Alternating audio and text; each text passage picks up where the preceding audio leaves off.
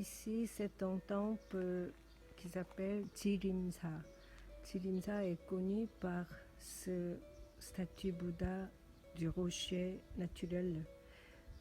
Cette région Ponha Pukjiri, il y avait un très grand temple pendant la dynastie Shilla au 7e siècle.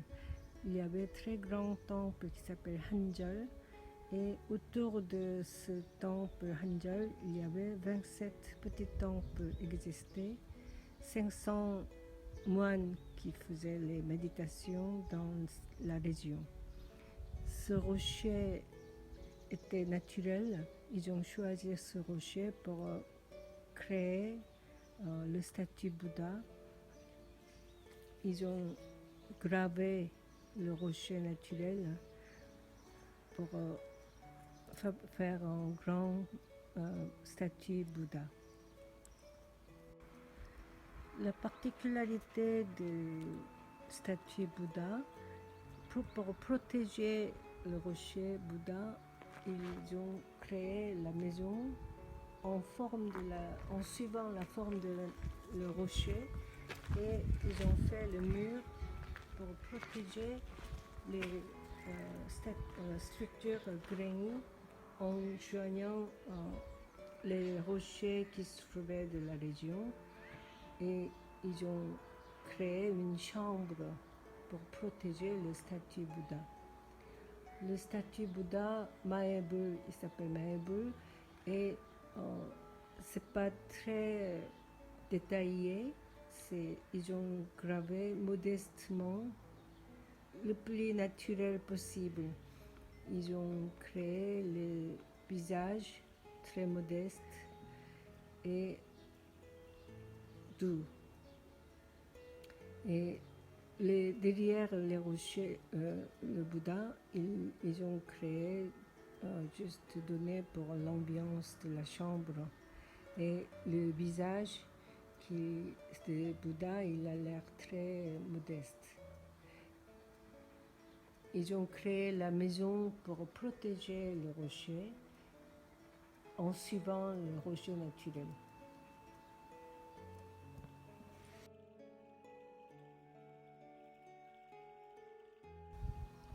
Dans ce temple Jirimsa, ce statut de rocher qui est le plus important et le plus ancien statut Bouddha, et autour de ce statut, il y en a des bâtiments reconstruits à la technique ancienne d'architecture coréenne traditionnelle. Ce bâtiment Gungnakjeon est en prix pour la paix de mort. Et à droite, c'est le grand bâtiment principal Daeunjeon. C'est là le statue Bouddha en or qui existe. Cette région n'est pas très visitée par le tourisme. Donc ce temple Jirimsa est moins visité par les gens, donc on ne peut pas trop visiter à l'intérieur du bâtiment.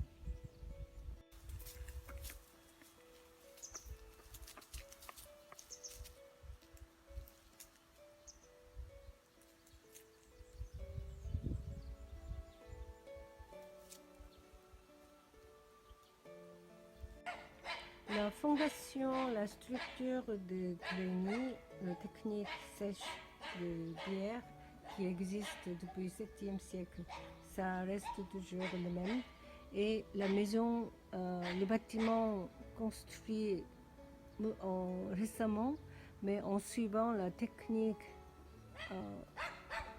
ancienne, à l'ancienne de l'architecture coréenne. Ils ont utiliser le même bois de pin coréen, et ils ont suivi la structure en cheville à l'ancien système de l'architecture coréenne.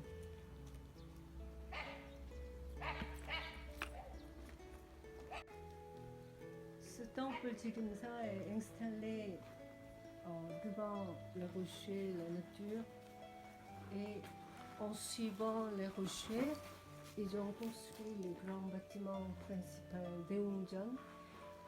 Les bâtiments ont été faits rénovation en couleur. Ils ont bien suivi la couleur qui existait du 7e siècle. Ils ont dessiné l'histoire de Bouddha sur le mur et sur la structure.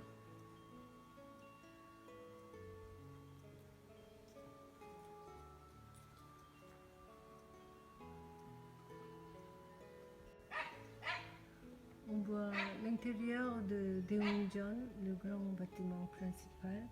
Il y a un grand statue Bouddha à côté des dessins de l'histoire de Bouddha Sakyamuni.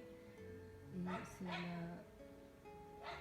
le bâtiment principal de prière des moines qui existe dans ce temple Jirimsa.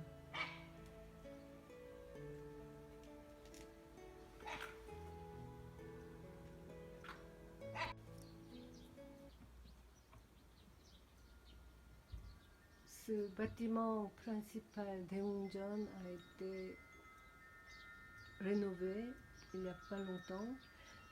Ils ont gardé l'authenticité de l'époque aussi et ils ont fait la peinture soigneusement comme l'époque. Ils ont bien suivi la technique et les couleurs de l'époque du 7e siècle. Ce temple Jirimsa est situé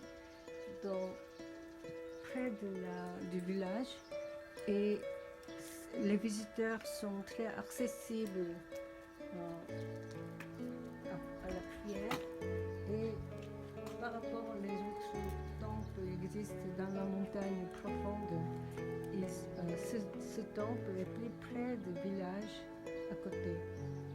C'est plus accessible par rapport aux autres temples.